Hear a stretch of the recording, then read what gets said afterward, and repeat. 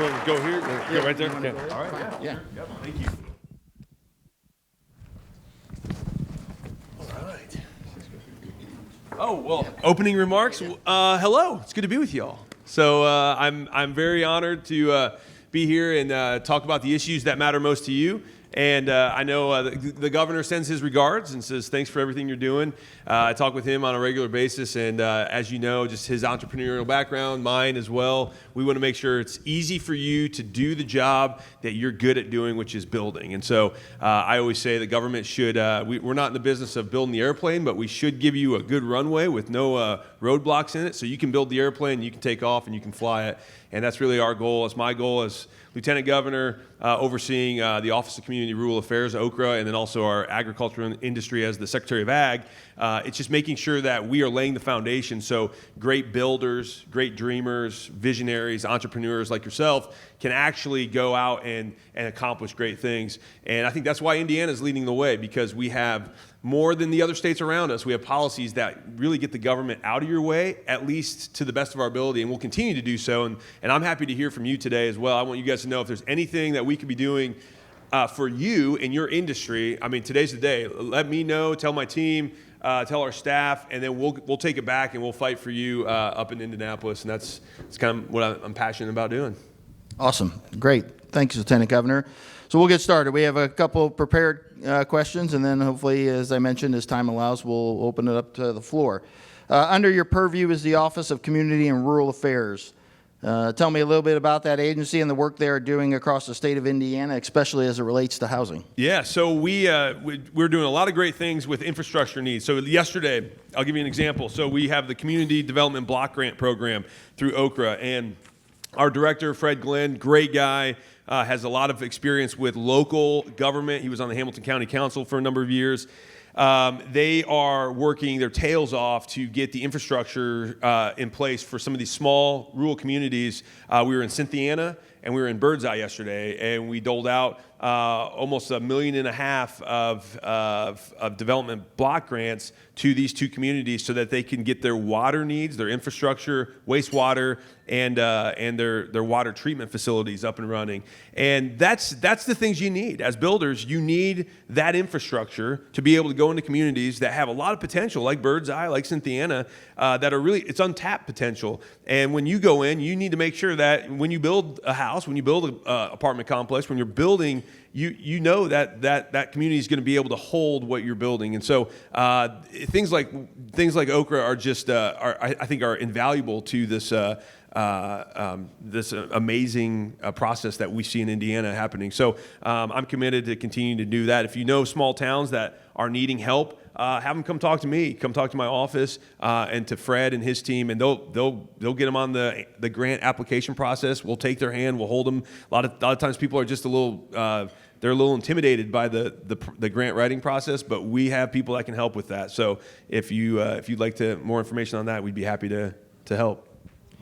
Great. Thank you, Lieutenant Governor. And I know one of the priorities of this administration has been to really focus on those smaller rural communities across the state of Indiana that maybe felt to have been neglected or avoided over the last couple of years. And that seems to be really the focus of OCRA. 100%. And I'm a small town boy. Listen, I have to work in Indianapolis. I do it because I have to, not because I want to. And even Hamilton County, I'm going to tell you right now, I may step on a few toes here.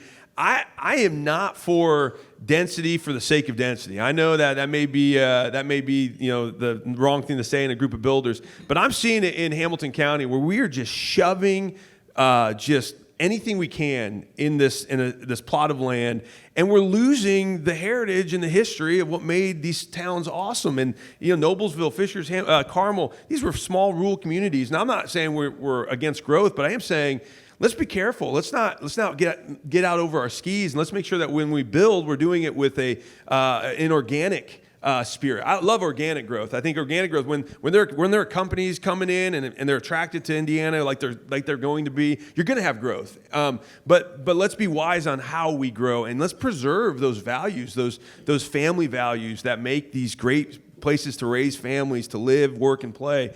And I think that's what we have to be careful with when we just talk about growth and building. And so it takes all of us. I've asked mayors, Mayor, how do the mayors in our community, how do you protect the values that made Hamilton County what it was? How do we go down to a place like Warwick County and protect the values that make Warwick County a great place with Cynthiana and Birdseye? And they need more growth. Hamilton County probably doesn't. I don't want to say less growth, but I'm just saying we probably want to grow with a little bit more wisdom. So where's the balance in all of that? And every community is so unique, and that's where Governor Braun, myself, we're saying, hey, it's not an Indianapolis fits all kind of philosophy. We don't want every town to be Indianapolis. Honestly, God forbid that ever happens. We love the rural, small town, just DNA of Indiana, and that's why we're leading the Midwest, because people see that. People in Chicago come to Indiana because it's like, man, I got to get out of the big city. I want real life, and real life happens in the small towns.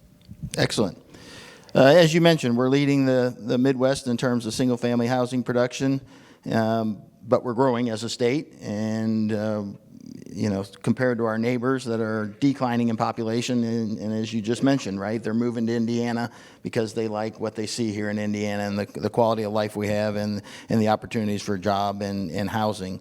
What role do you see government playing, if any, to assist in getting more housing built across the state of Indiana? Well, primarily, I think learning from you all, what regulatory burdens are you dealing with? To your point, or how much did you say goes into the regulations before you even 24%. 24%. That is insane. That's insane. I'm going to tell you that right now. What can we do? Again, government has a role to play. I'm not saying take away the boundaries altogether. Government does play a regulatory role. But 24% to me just seems egregious. When you said that, I was like, how can you be profitable? How can people afford it? Because you're going to have to pass the cost off to the customer. Absolutely, that's what we do in business. But that means $500,000 is the median home price.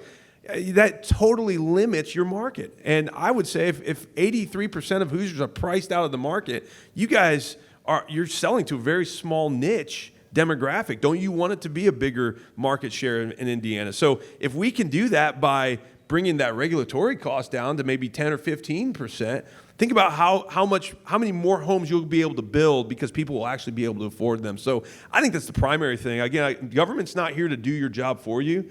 And I really push back on people that say government should do these things for us. No, government has a role to play, but we're more than anything, we're there to make sure that you can actually thrive on your own skill, your own determination, your own perseverance.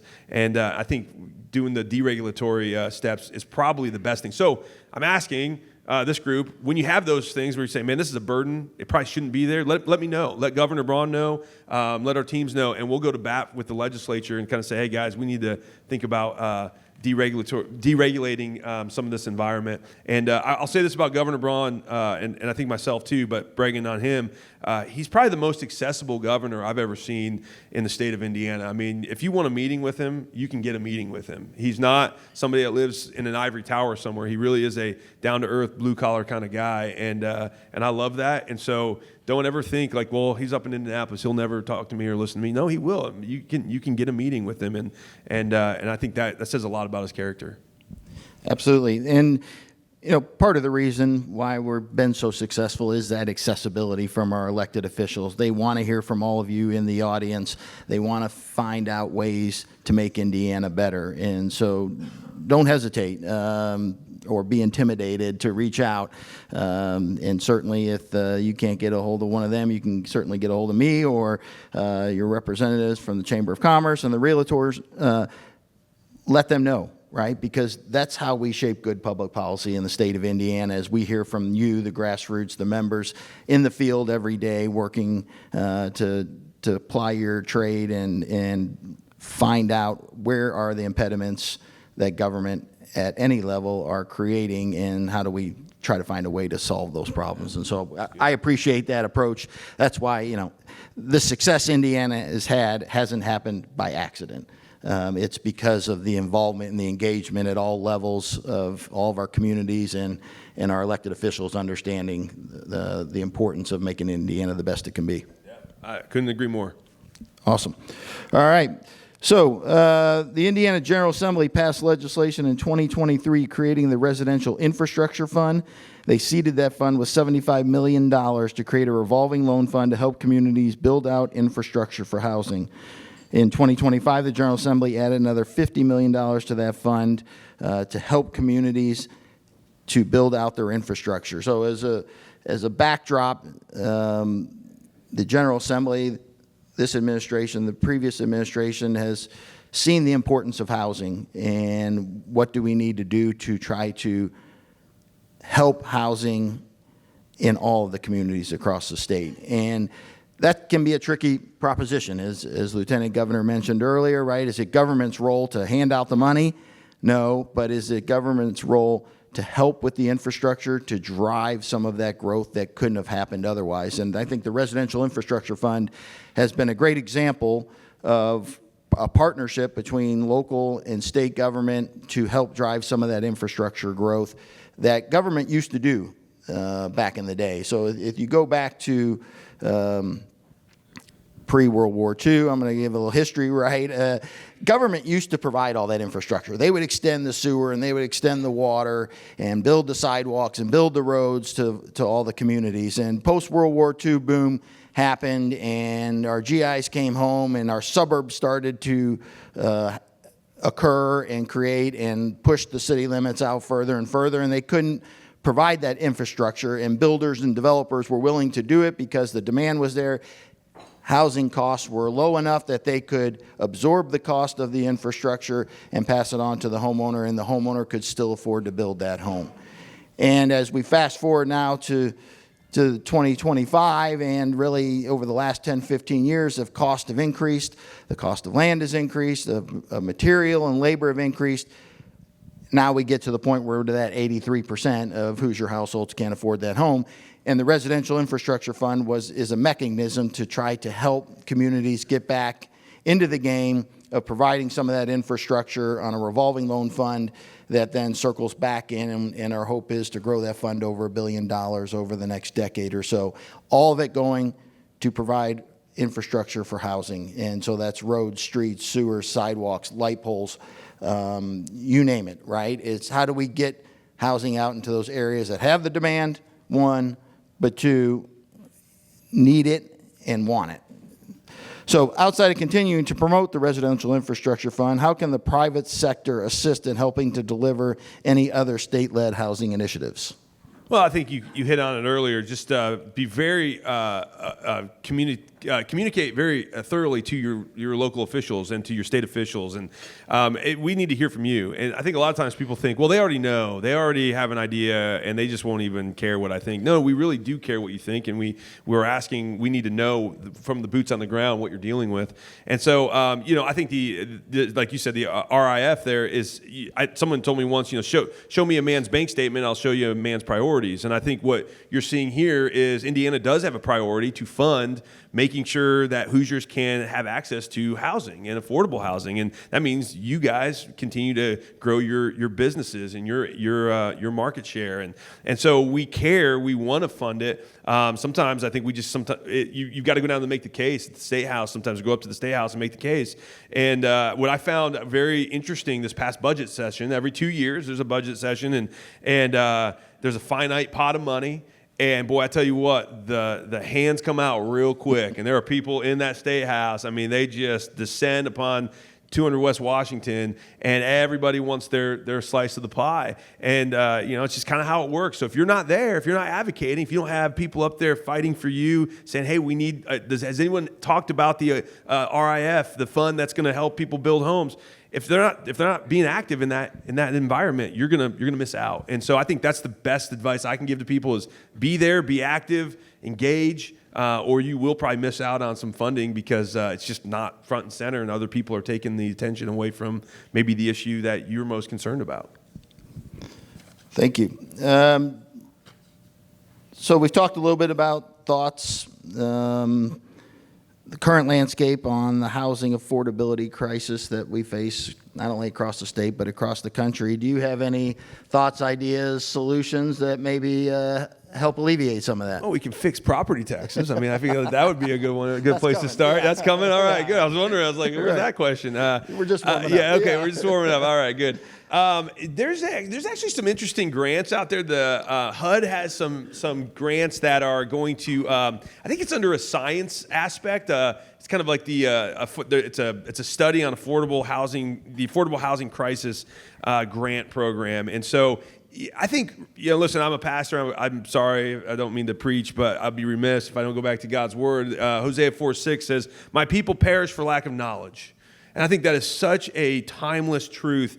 People just don't know what they don't know, and that's why they're dying on the vine. When there's money out there, when the federal government's putting grant programs together, it's your job, it's our job to know that, to teach it, to share it with people who are trying to get help, to share it with legislators who may not know about it. And so as you hear these things, I really think education is so vital to this industry. It's really vital to every industry, really. But teach. Explain things to your legislators, explain things to your community leaders, and say, "Did you know about this grant?" But it takes some work. You got to educate yourself. You got to do the research, and so I was talking to some of our guys yesterday and today about just some of the stuff coming out of HUD, and HUD really wants to put some money into this housing shortage crisis that we're facing, but most states and people just probably don't even know it's there. So, and we can help you with that. I can connect you with our team, and they would be happy to, spur on that conversation so that maybe there's some access to some funding that might help get that ball rolling. Thank you. Yeah. All right, so we hinted on property taxes. I'll take a 10-second break. I know Jason and Don are in the room. So if you have questions, please jot them down and hand them or raise your hand, and they'll pick up a question. So as we get to the Q&A portion, they'll be more than happy to relay those questions to the Lieutenant Governor. So property taxes. You've expressed some concerns publicly about the recent property tax reform bill, Senate Bill 1. How do you reconcile the need for tax relief with the funding needs of local government? Well, first of all, I think it is completely a crime to see people losing their homes because they can't pay a tax burden on their property. And so 65 and older, some of these veterans that are struggling, and they own their homes. I mean, this is not, you got a mortgage, and this is like you own your home, and yet you fail to pay a tax bill, you lose your home. So really it tells me it really was never their home to begin with. I'm a property rights guy. I believe in property rights. So how can there's a balance. Local governments need funding, absolutely. We're not saying, okay, we don't want roads, fire, police, schools. No, we do. But I've kind of thrown out this idea, and I think it works. I've talked to a lot of local officials. I'm asking people to poke holes in it if it doesn't work. But to me, as someone who studied economics, I know the very basic principle of economics is this: something is only worth what someone else is willing to pay for it. You could say you have a Mickey Mantle rookie card that's worth $5 million, but if no one's going to pay $5 million for it, it's not worth $5 million. You can assess it all day long, but until somebody pays something for it, that's when it actually has value. But here in Indiana, the way we do it is we assess value on somebody and their property. We tax them on unrealized gains, and I hate doing that. I will fight against that in the stock market. When there was people in Congress trying to put that out a few years ago, I fought against it. I said, we do not tax people on wealth building. That's terrible. You're de-incentivizing people to build wealth, and we want to incentivize wealth building in America. That's the American dream. You guys embody the American dream. The American dream, what's the basic principle of the American dream as far as the tangible piece? It's home ownership. I mean, you go all the way back to World War II era. It's home ownership, the American dream. And so when you're taxing people or going after them for building that dream, you're gonna de-incentivize people from wanting to do this. And so what I've said is we are constantly taxing people on unrealized gains. It's hurting their ability to be able to build wealth. So my solution, and I will continue to throw this out there, if you buy a home for $200,000, well, right now constitutionally you're capped at paying more than 1% of property taxes. Pay it on 1% of $200,000 every single year for the life of ownership of the house. So you're paying your fair share. You're getting in early. If it's a new up and coming development, it's going to incentivize people to say, ooh, maybe we build in Sheridan, or maybe we build in Cynthiana, or maybe we build in places where no one's building yet, because if we get in early, our property taxes will be really low. We could stay there for 20 years, 30 years, and actually have this really cool nest egg and build wealth, right? And so it'll incentivize people to think, where should we go? Where's the new frontier of building in Indiana? And you pay 1% on $200,000. And then when someone buys the house for $500,000, 20 years after you've invested, they pay 1% on $500,000. Everybody knows what they're signing up for. It's every year you're paying into it. So you're paying for roads, you're paying for school and fire. I think to me that's a lot more fair. And I think it actually then it protects communities from growing at an unreal status, it's really fraudulent growth if you think about it. When communities just go back and tap you for more property tax money, when your assessed values go up, your rates go up. They just pull more from the same well. They're actually growing it's more of a counterfeit growth. It's not real growth. I want growth by people moving into the community. That's real growth when people are saying, I want to go live in Monroe because Monroe is growing. And I don't want Monroe officials to say, well, we need more money, so we're just going to go back to your house and tap you for more. We're going to increase the assessed values. People will say, well, it's a formula. No, it's really a lot of people just saying, we think your house is worth this much. And there was a story up in Angola a few months ago. Somebody paid $200,000 over the price, the market value for a home in this development. And all of the houses around it got increased tax bills this year because of the assessed values. Because one person was just, for whatever reason, paid an astronomical amount on a home, and they're saying, well, why are we getting punished for that? So again, it's just not fair. It's not right. And I think plans like that's what I've been calling for. There is a repeal and replace plan that Representative Prescott has that I think would be good. I'm good with that. I don't think it was the governor's fault. I did call for the governor to publicly veto SB 1.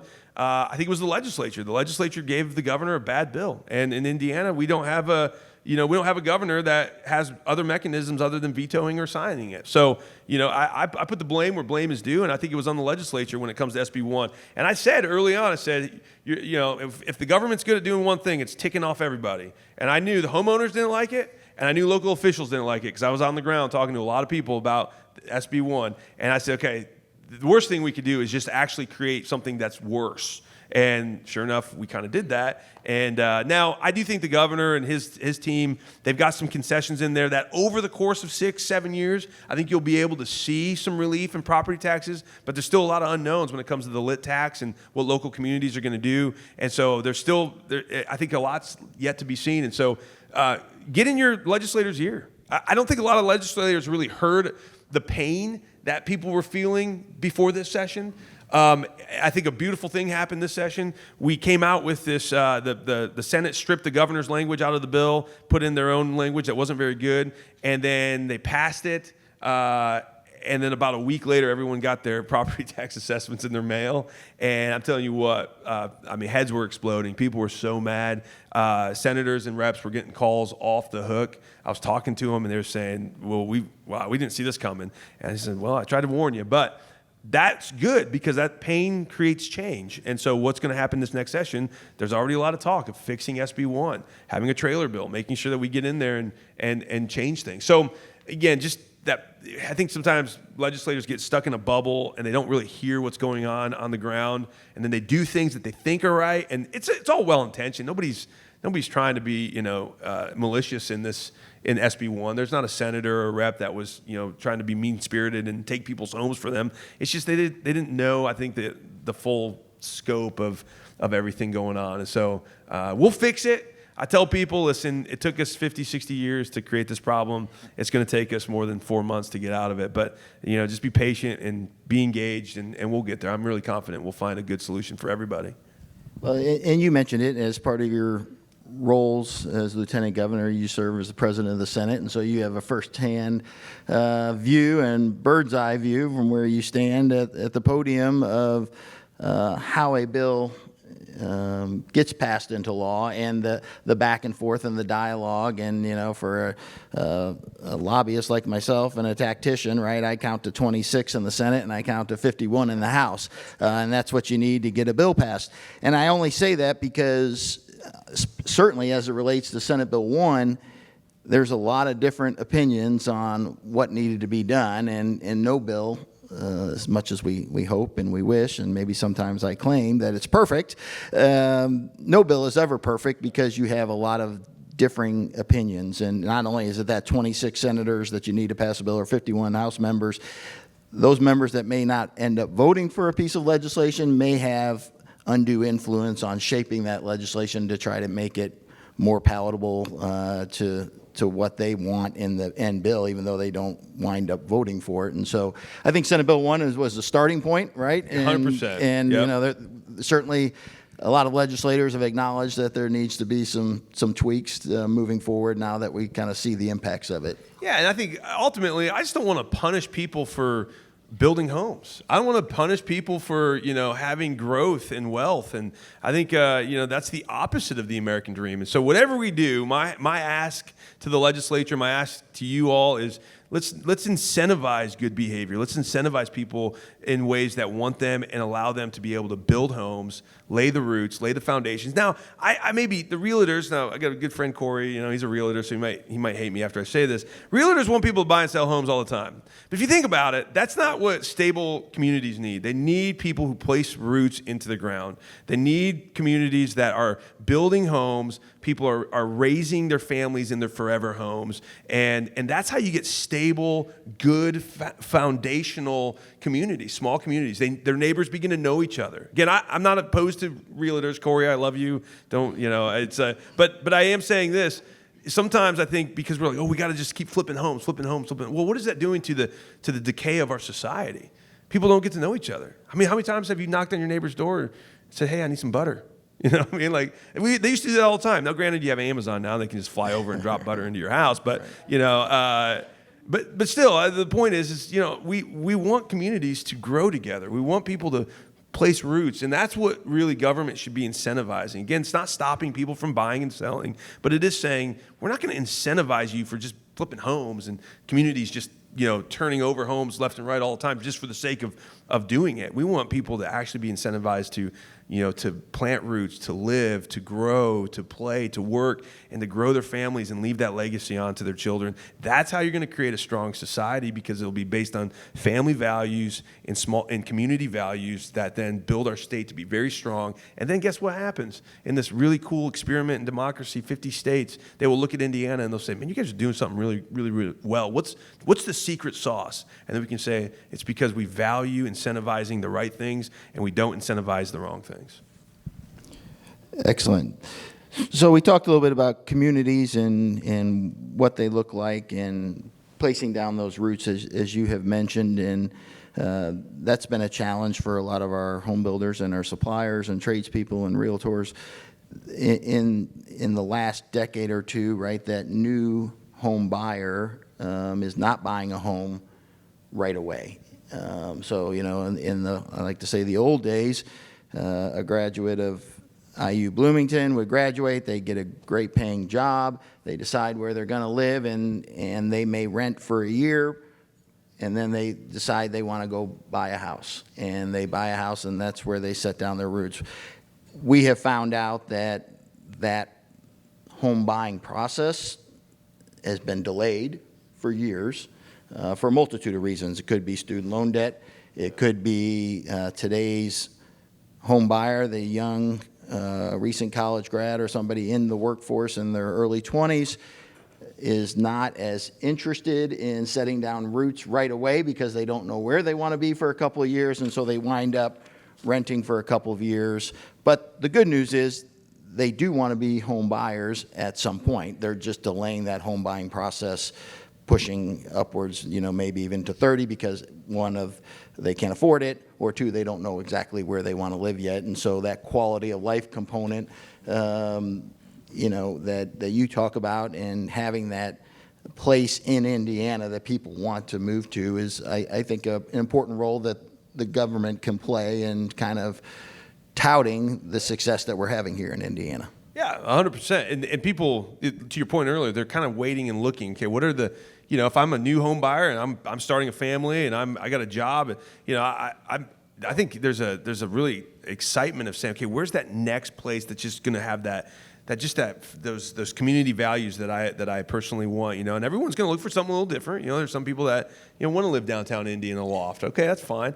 But I do think, I mean, think about the untapped potential in the Owen counties, right? Like, I mean, there's so much there that, you know, people coming out of IU graduating, I mean, that's going to be the future. People are going to, they're kind of starting to sort of minimalize their lives, right? They don't like the chaos and the clutter. They want to get out. They want to go into places that they can breathe and they feel like they can go walk down the street and not, you know, get run over by a car or worry about where their kids are at on their bikes because who knows, you know, who's lurking around, you know. So they want that security and that safety. And I think really places like Monroe are set up really well because there's a lot of really amazing surrounding communities and counties that I think are just ripe for that type of potential. And so, you know, we want to help with that. You know, Governor, myself, I know that the legislature does too. So that's, you know, so we just want to hear from you when those say, have you guys thought about this area in, you know, Morgan County or Owen County or, you know, maybe outskirts of Monroe County or wherever it might be. So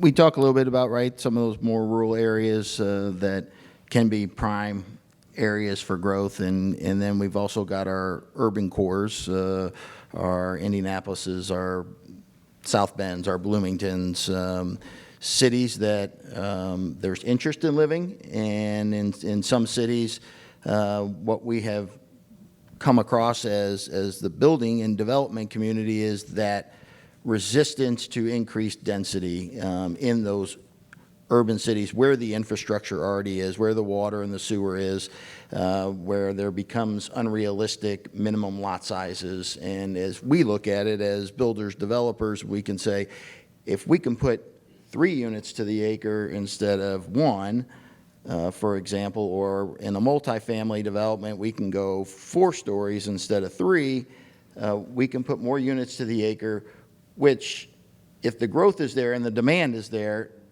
that's a good thing, right? Because that means organic growth, right? Correct. Like that would be organic. Yes, yeah. Because that means if the demand is there, the demand's going to be there whether it's at 3 units to the acre or 1 unit to the acre. And if the builder developer has to go look out into the countryside to put that new subdivision in because they've got that demand, that's less farmland that we have. And so we're in a delicate balancing act of saying, how do we, you know, we can increase density, maybe provide more tax revenue for that local unit of government in the areas that the demand is there, and allow us to maybe preserve some of that farm ground out, you know, in the county that otherwise may turn into housing. Well, that's right. And, you know, as I've said, you know, hey, go out and expand into places like the Owen counties of the world. I'm sure people in the ag world would hear that. And as Secretary of Agriculture, they'd be like, what are you doing? Tell them to stay in Bloomington. Don't tell them to come out here. And I think, again, it's a balance. It's a delicate balance. Again, my ask of all of this is that we just do it organically. If you need to grow, if there's industry coming and there's reasons for growth, then grow. But what I don't like is when you get, you know, this competition for who can outgrow the Joneses, right? Like it's just keeping up with the Joneses, and I feel like you get mayors that are in races and competitions with each other just so that they can kind of have, you know, this, you know, who's the better mayor, right? Again, and it's all judged by growth, and it's like, no, that's just growth for the sake of growth. That's density for density's for sake, and I don't do that. I don't want that. I'm not opposed to density, but do it organically. And to your point, if it's happening organically, yes, it will save some of our farmland, and we do need to be mindful of that. We've lost about almost 3% of our farmland over the last 12 years in Indiana. It may, you know, with how much farmland we have, that's you know, that's not a 5-alarm fire yet, but if we keep going down this place, it will become an issue. And I'm going to tell you right now, just as Secretary of Agriculture, we lose farming or agriculture as the bedrock industry in our state. We cease to become Indiana. Indiana really is an agriculture state. And so how do we build homes and communities and protect that gem of the economy that we currently have?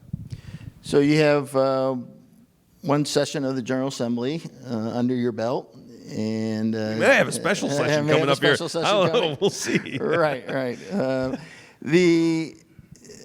You've gotten the lay of the land, and you certainly hit the ground running. There's no question about that. Now that you have seen the way it works within the the limestone walls and kind of gotten a feel for the relationships and the players in the General Assembly and in the State House, do you have specific economic development initiatives or policies that you'd like to pursue in years 2, 3, and 4 that help drive the economy but also help housing as well? Yeah, so tourism, right? I'm going to tell you right now, that's an untapped market right now. We basically, this last session, we stripped tourism. We don't really have a Department of Tourism anymore. I'm just gonna put that out there. I mean, we do, but we don't. They gutted it. There's no money in it. It was $20 million. They basically took it down to $3 million. It was from an MOU, just an agreement between the previous governor, and the previous lieutenant governor. It was under the lieutenant governor's purview. What the legislature did, and with the reorg of going on within Governor Braun's kind of administration, they just, I don't know if they didn't see the value of it. We are fighting for them to return the value to tourism. I think what I'm going to be advocating for is, I think this will set up lieutenant governors for years to come. Lieutenant governors really have the bandwidth and the freedom to be the cheerleader of the state. Rural Indiana. Marketing Indiana to the rest of the nation and to the world. I mean, I don't have the responsibilities that the governor has. He's got 31, 32 agencies he oversees. The guy's busier than one-legged man at a butt-kicking contest. Like, he really, I don't know how he does it sometimes, but I have that freedom to be able to go out and say, hey, listen, let's attract people to come to our state. Maybe they're just coming for vacation because of things like Indianapolis 500, or our culinary arts is amazing in Indiana. If you've ever traveled the state, I mean, you can just see the amazing artistry that we have in the food world. And yet, there's really no mechanism to drive that message to the rest of the world. And so what I'm advocating for is say, hey, put tourism, agriculture, and OCRA, Office of Community and Rural Affairs, all underneath the purview officially of the lieutenant governor, because that's all basically life in Indiana. It's come enjoy Indiana. It's selling our rural communities. It's defending the small towns and making sure that people like you are able to thrive and build in these small towns. And people are coming to Indiana to experience the amazing things that we have here, the untapped markets, and then they want to move here, and then they want to build homes. And so, but we just don't think that way. And there's some pissing contests going on between, oh, we don't like Micah because he kicked in the back door. He's the uninvited guest to the dinner table. Like, okay, I am. Like, I was not invited by the establishment. The establishment does not like me. If you don't know that by now, just read a couple news articles. You'll see that, right? That's fine. I'm not here to be liked. I'm here to do what's right on behalf of Hoosiers. But I will say, if you want Hoosiers to have success in Indiana, one of the untapped potentials of the lieutenant governor's office is you got a great team, you have a staff, we've created this position constitutionally and statutorily, now set it to work. For many years, lieutenant governor's just kind of been a little bit more of a placeholder, and I think we can really put fuel into that engine and say, hey, no, go out and do the work of Hoosiers. That's what we're trying to do, and we're going to do it regardless. I'm already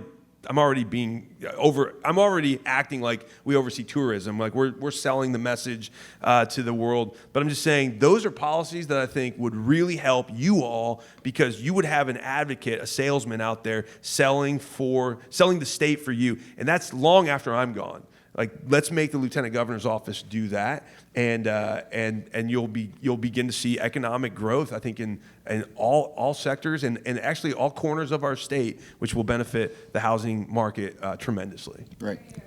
Yep. I think that's a great illustration of what tourism can do for the state of Indiana. You may say, well, what does tourism do for everybody out in this audience? But a lot of you may be familiar with Grant Park in Westfield, Indiana, and Hamilton County is a mega sports complex. If any of you have children, the traffic is awful. It's awful, right?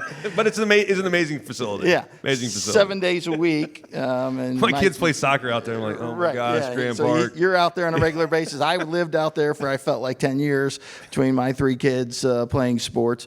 But there are multiple examples because they're driving in from all the surrounding states and even from the south up to Grant Park because it's a premier sports venue in the country. And people all of a sudden, they're driving through the state of Indiana and they start to realize, hey, beautiful. This is a great state, right? Yeah. And there's a lot of good things happening here. And a lot of folks have, thought or moved or considering moving to Indiana because of one sports venue, that was erected in north of Indianapolis. So tourism can drive growth, certainly, and we hope to continue to build on that. And I joke about, the traffic around Grand Park, but you're right. I've talked to a lot of people who from out of state, they come to Westfield because of Grand Park, because of the tourism, the opportunities to get involved in sports, and they look at Indiana and like, man, this is an amazing state. I mean, everything, the Hoosier hospitality, the people are so nice. It's clean, communities like the Westfields of Indiana, and they're driving through that you get farmland, you get urban, you get all of like the suburban, you get a little bit of everything. And I've literally had people who have said, we should consider moving here. And when they move here, they build houses or buy houses or build a second home or whatever that might be. So, yeah, that's a great example. And certainly here in Bloomington and in West Lafayette are two of our flagship universities, right? We bring a lot of out-of-state students in. Did you just say West Lafayette in Bloomington? Yeah. Are you serious? You're a brave man. You are a brave man, right? Yeah. They both. I didn't think I was allowed. I'm just you shoot him. I'm not. I'll take a chance, right? They both bring a lot of out-of-state students into our universities, and our goal and our challenge as a state is to how do we keep them here, right? We give them a great education, and we don't want to send them back to the East Coast or the West Coast. We want them to plant their roots and use the knowledge that they've gained at our universities to start that next great business in the state of Indiana. If I could, I think you're hitting on something. I just want to put a plug in, because when people from whether they grow up here or they're moving here, they're coming to Indiana, ultimately they're attracted to Indiana, one, because we've got good economic growth, we've got clean cities, safe cities, communities, urbans, rural. But I think there's the deeper issue there is that they feel like Indiana is good. They feel like there's a goodness, a quality of goodness in Indiana. And I definitely deal more with philosophy, and maybe you've seen some of our town halls or whatnot. But they get a little dicey with people sometimes, because there is this battle between what is good in Indiana, and I think we're going to have to wrestle with this. And you may disagree with me on policies, you may disagree with me on worldview. That's totally fine. But at the end of the day, the reason Indiana is because there's still an element of goodness to it, and you have to ask yourself, where's that come from? Like who gets to decide what is good in Indiana? And we're teaching a lot of things in our public schools right now. Some are good, some are not good. And then people disagree with me. Some will say, well, what you think is good is not good, and what I think is good. So who gets to decide? And I think that's the philosophical argument. And this has huge ramifications for your industry, by the way. Because the moment we become Illinois or California or New York, people are leaving those states in droves. Why? Because they're recognizing, they may not know why, but they're saying, something's not good about this state. Something's not good about raising kids here. And I want to leave. I want to go to a state like Florida or a state like Texas or Indiana, because there's something good there. And so those questions are of utmost importance right now. And again, that's why I'm here. That's why I believe I was put in this role, is to force the question to Indiana, policy and everything else, economics, what is good and who are we? Because if we lose that, we will become California, and you will see your industries begin to die just like they're dying in other states, because people will leave Indiana because it's not good anymore. I don't want to raise my kids there because it's not safe. What's being taught in schools is crazy. I just want to leave. And so it's really important that we have those conversations. And they're hard conversations, trust me. People have a lot of different ideas, but we've got to come back to the principle of what is good, who gets to decide what good is, and how is Indiana going to separate itself from maybe some of the things that we see in other states that are losing population and killing industries just like yours. All right. So one more question, and it's going to be of a lighter note before we open it up to the That wasn't audience. light? I feel like that was pretty light. Yeah, right. So many of you may have, if you've met the Lieutenant Governor before or recently in the last couple months, you notice he had a boot on his foot for a while. Oh, yeah. So you want to tell the audience now you got you got regular shoes back on again, and you're moving around well. Yeah, I'm moving around okay. Yeah. I ran for the first time the other day. Excellent. So I've been doing the elliptical. I feel like I'm getting so old because I have to do the elliptical now. But I ran at the track, and I was playing. So every 2 years, the House and the Senate play this basketball game down at Gamebridge, and so I'm president of the Senate, so I jumped in with the Senate team. I played in high school, and I haven't really played since high school. I've been doing a lot more golf, what old people do, and I'm kind of old now, and so but I go out in the court, and you're in Gamebridge. You got the lights are on, the scoreboard, the cheerleaders were there. There was like 100 people in the stands. I mean, it was like packed, right? And so I'm like, oh man, this is just like high school again. And so I'm running, I'm hitting it hard. I'm going hard. And just within a few minutes, it felt like somebody took a baseball bat to the back of my right foot. I thought one of the Democrats tripped me. And I was like, I looked back, he was on my own team. I was like, listen, man, we get into it in the Senate, but you didn't have to trip me. And he looked at me, his eyes were big. And I just go down, and I go to get up. It didn't really hurt. There was a lot of pressure. And I go to get up, and I couldn't walk. My foot was just kind of doing one of these things. And I was like, oh, shoot. So I limp off the court, super humiliating, very humbling. The Lord has a way of humbling people, and he did that right there to me. And I go to the doctor, and I ruptured my Achilles tendon. So I had surgery. I will have you know I had surgery on a Wednesday. The next day, Thursday, we had session. I was back in session. That's right. Never missed a day of session.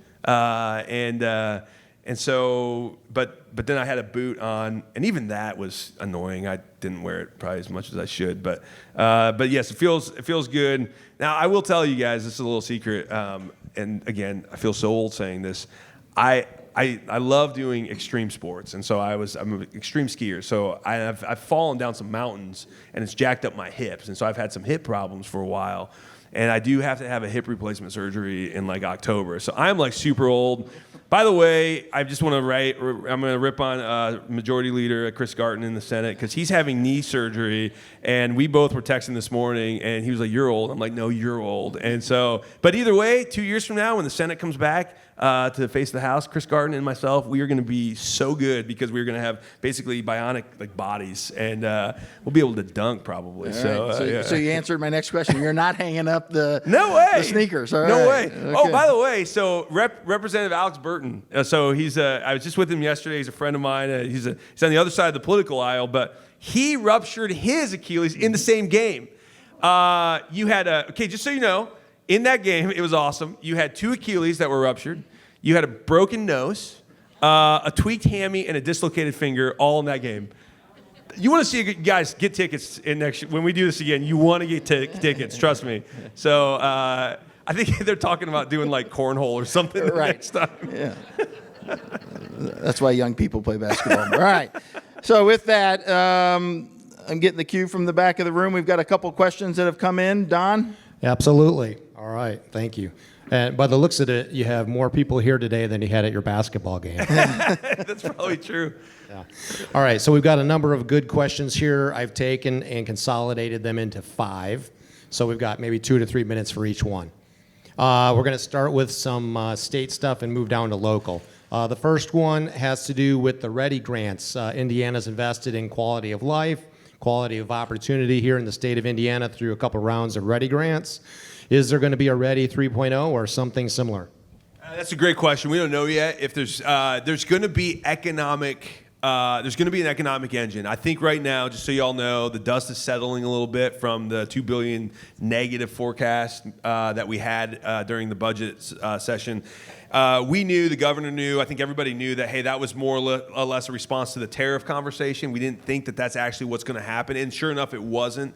We've seen revenue come back and the growth is building. So IEDC, some of the economic engines, READY 2.0, there probably will be a READY 3.0 to some extent. I don't know if it will be called that, but I know the governor is absolutely, just talking to him at the residence, him and I had a meeting, we get together once every couple weeks, and that was one of my questions is, hey, what are we doing with economic growth? There's some great projects that want to come to Indiana, but they just need a little bit of incentives to get here, and he was saying, hey, we're not stopping this train, because some people feel like the brakes have been put on. He's like, that's not my intention to put the brakes on.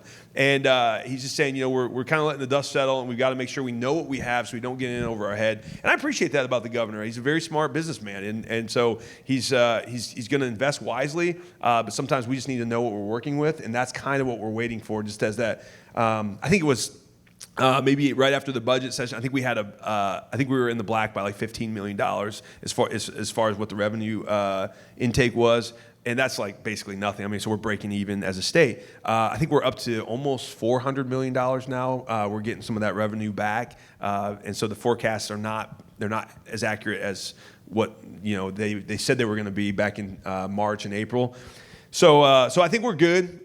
Long answer for that question, but I do think there will be some aspect of a ready money again. You're going to start to see that engine kind of get rolling. So I know the governor is very much, and his team are very much working hard on that. All right, thank you. Next question, the Residential Housing Infrastructure Assistance Program that you touched on earlier, it's a powerful tool. Bloomington has found that it cannot be deployed without a TIF commitment from the city. Would the state consider a version of this that allows for a developer to back it directly? Yeah, that's a great question. I've never thought about that. I think that's certainly worth conversations. I would be all for seeing what legislation would come.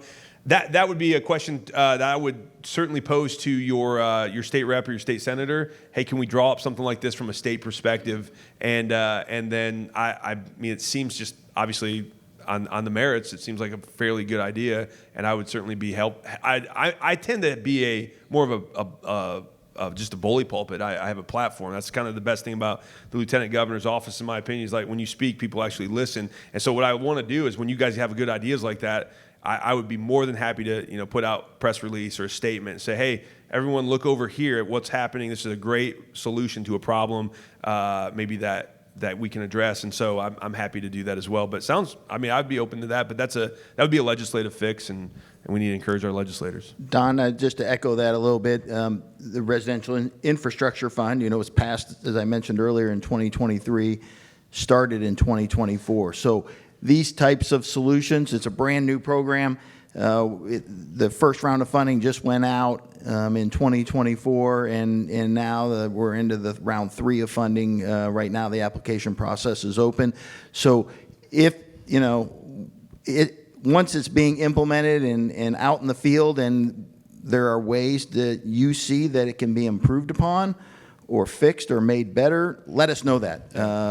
I know the legislators that carry those bills, and obviously you just heard from Lieutenant Governor, we don't get everything right the first time, and sometimes it takes, it being implemented to find out where there can be improvements made, and I think there's a willing audience to try to fix Rick, some of those things. Are you saying that we have to pass the bill to know what's in it? Because I don't know, man. Sometimes words on paper, right, and how they're implemented may be a little different. That's why I have a job, right? Yeah. Well, the good news is some action was taken, and we can always improve it from there, right? Yep. So, in Monroe County, we have 4 MS4 stormwater coordinators, while other counties have none. Water flows downhill and doesn't necessarily stop at the county line. How can we get each county to have at least one stormwater coordinator? Man, that would be a great thing to put on the to-do list and the wish list. I was just going to be honest, it's just a funding issue. I don't think it's because counties don't want those. It's just they don't have the resources to fund that position. I think it's going to be, that will be a hard sell at this juncture with what is going on with SB 1 and how these local communities are trimming every which way. Nobody's thinking about adding anything right now. I think that's a worthwhile conversation, but it's probably going to need to be brought up a couple years in a row for us to be able to say, okay, now's the time to be able to maybe activate something like this statewide. It's 92 counties. That's going to be a big fiscal impact, whether it's on the locals or whether it's on the state. But I just think right now there's probably not the ability to do that. But it is they are good things, and I certainly, that is a very valuable position to have. And as you know, here in Monroe, they do a lot of really important tasks when the county's in crisis. So I would be happy to continue to spur that conversation along. I'll be honest with you, I just don't think that's probably in the cards, at least in the next year or two. Don, just to piggyback off of that a little bit, House Enrolled Act 1037 was passed in the 2025 session of the Indiana General Assembly to try to bring some parity, at least along the stormwater lines, and that stormwater regulations across the state cannot be more stringent than what items stormwater regulations are. So if you're a builder, you're a developer building in multiple jurisdictions, it's hard for you to know what the rules and regulations are in every community. And the General Assembly passed a bill that says that the items rules dealing with stormwater runoff, that's the parity, and that's where the line is, and that local communities can't go above and beyond that. And the balance is always going to be local control, because anytime the state comes in and does something like that, I mean, that's really the conversation always goes to, well, why does the state get to tell in Monroe County how to do it, or an Owen or a Morgan or a Hamilton or whatever county? And so I think there's always going to be this friction, and that's good friction. I think it's healthy, but to say, okay, the state says do this when it comes to your stormwater, and then local counties may say, well, no, we don't want to do that. Go pound sand. And so I think there's always going to be this, those are going to be the conversations when we're dealing with issues just like that. So. All right, I'm going to combine a couple of questions here. One reference to the 83% of Hoosiers can't afford a median-sized home, and it's talking about, what can we do at the state or federal level? And then another question kind of dials in a little bit more specifically about 65 and older residents, and the fact that the tax benefits don't necessarily apply to homes over $250,000 in assessed value. How does that impact their ability to stay in their home, and can the state, intervene in any way to help older folks stay in their homes? So with SEA1 or SB1, as many people know it, you will be able to, in the next 6 years, every home will be able to deduct 2/3 of its value. So that's where we're going. So houses like that, yes, over the 300,000 mark, you're going to lose that deduction right off the top. Like, up to 300,000 you can deduct. You'll have a 65 and older deduction right now. So this next year, those will apply to those homes. But every house will see your homestead will see a 2/3 deduction by 6 years out. So you will, that means 2/3 of your house is not taxable, essentially. And so I do think every homeowner is going to see some relief. It's just going to take some time. And again, I go back to what I said earlier. The question is, what do local communities do with this kind of lit tax? Because they now have maybe some tools that they didn't have to increase tax in other places. And so I don't want to take a dime, I don't want to put a dime in one pocket but take 2 nickels out of the other pocket. I mean, that doesn't do anything. So I think that's where I'm concerned. But I do think in general, the 65 and older population, they're going to feel a lot of relief, even if they have homes that are over 250 or 300,000. It's just going to take 3, 4, 5 years for that to happen. All right, thank you. Okay, now we're going to wrap up on combining several questions on the local zoning and planning. I'm just going to read a few key phrases from each so you can get a sense of the vibe here. One references significant delays with stalled projects by builders and developers in the local planning and development process. One references a overreach by local and county governments. Another one talks about the current zoning restrictions on ADUs within single-family home areas, the commercial purchase of single-family homes to be used as Airbnbs and short-term rentals. So I think all of these we're asking, does the state play a role with these that are, some of these are fairly unique to Bloomington, and some, some of our housing situation around here. Does the state have a way to interject into those issues? Yeah, that's a good question. My first initial knee-jerk reaction to that is going to be no. I don't want the state coming into Monroe, telling Monroe, do this. To the question earlier, like, what do I do if the county zoning is getting in the way? I'd quite bluntly just say, do business in a different county. And I know that may seem harsh, but the pain will then force counties that are doing bad things, that are not making it easy, they'll change as they start to see more. It's kind of like what's happening nationally. Right? Why is California losing so many people? Because they have bad policies. They're coming to good states like Indiana. Pretty soon, California's going to have to change because they will be forced to. Same thing goes with counties. So you've got a county leadership that's doing things that are not helpful to your industry, well, go do business in another county and really start, and then, throw it back in their face, go be successful in that county and say, this could have all been yours. And then tell people about it. Take out billboards, say, I was going to do business in this county, but I did business in this county and we're way more successful and happier and better over here. So come over here. They'll change. Trust me, county officials will change very quickly if you do that. And so I think that's where I initially go, is like, put the pain on the county that's not doing the thing you want it to do, and then get them to change that way, because the last thing you really want is for Indianapolis to do a blanket statement and say counties have to do it all this way, because every county's so unique. And by the way, we don't want this done to us as a state. When Washington comes in and says, Indiana, you got to do everything the same way as California, New York, Illinois, and all the other states around you, we typically say, absolutely not. We don't want that. Go pound sand, Washington. And so I think we just kind of got to get in that mindset of the battles have to be fought locally. It's hard. I get it. It would sometimes be way easier from Indianapolis just to snap its fingers and say, we'll fix it for you. But the ramifications of that, I think, they have way worse ripple effects that sometimes we don't play it out. So I would just, my knee jerk is to say, if the county or the local zoning is a problem, threaten to take your business and move to another county. And I'm going to tell you, the other county, it might be the county next door. Those leaders are going to be, their arms are going to be open wide and be like, yes, come. And that's the way you change. I think in the right way. Just again, sometimes it takes a little bit longer. And again, it doesn't mean that we don't put boundaries on the process. If there's common sense, zoning boundaries that need to happen from a state level, I'm all ears. And I think the legislature is too, the governor as well.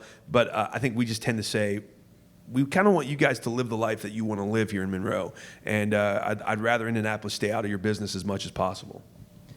And I think that's the push and the pull that the General Assembly deals with on an annual basis. Is Indiana is a local home rule state, right? And a lot of legislators came up the ranks from local government and now in their role as a state senator or state representative. And a lot of the issues, a lot of the bills that are introduced in the Indiana General Assembly are from a local situation that occurred, and they can't get any recourse, and so they turn to the General Assembly to try to help them fix their local problem. And in a lot of cases, there's a willingness to try to help fix the problem, and in some cases there isn't. And we work through that every day.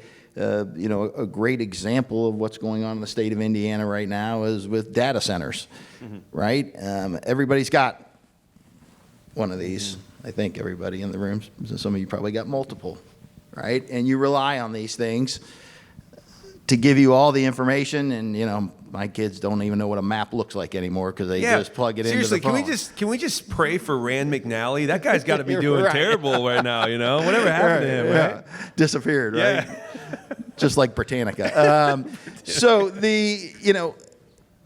But these things take juice, right? And we need power and we need data centers to keep these things in what we rely on. But guess what?